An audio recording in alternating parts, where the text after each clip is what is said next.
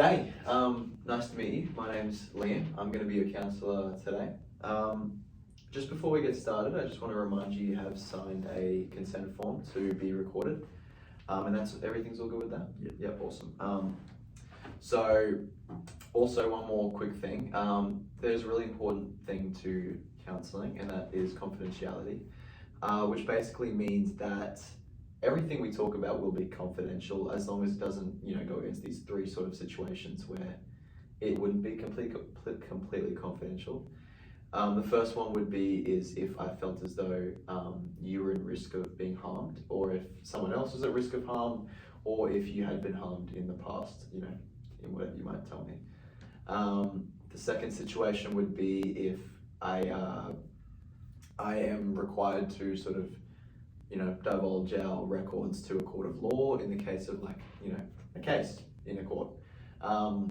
The third one being if I need to present our de-identified sort of records to a supervisor to maintain a good quality of counselling to all of my clients.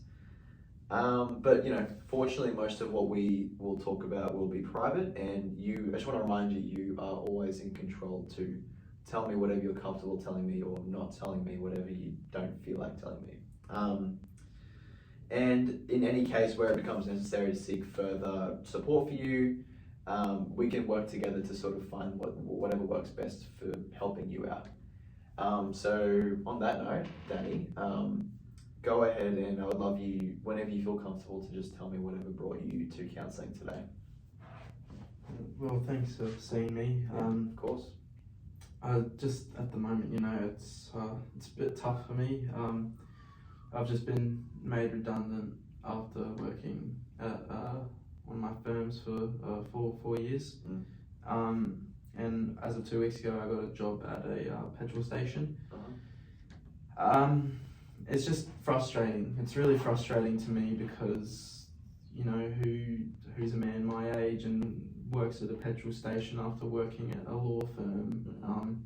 Every time I work there, I just get really anxious and I feel stressed, and it's like, what am I doing here? I find it hard to breathe sometimes, and my chest gets really tight, and it just kind of in a way just makes me feel less of a man. Yeah. Wow, I'm really sorry that happened to you. That's a really big adjustment and change that anyone would have to make. I think a lot of people would feel, fearful of that situation. So I applaud you for dealing with it and coming to me and talking to me about it. That's really brave of you. I acknowledge that you're going through a really hard time right now. It sounds like you're feeling some anxious feelings about, the position you might be in at this petrol station. Do I have that right? Yeah, there's still more as to why I'm struggling. Okay. During those 4 years, I've been with my partner, and everything's been perfect. We recently just bought a house together, but terrible time that I've been made redundant. Yeah. And we've just bought a nice expensive home that a petrol station job's just not going to pay off for. We're fighting a lot. We're having a lot of disagreements. I'm sleeping at night terribly, nightmares mostly every night. I do try to sleep. Just about the future gets me really concerned, if it's a future that's not with her, or that we have to postpone a baby that we've been in recent talks of.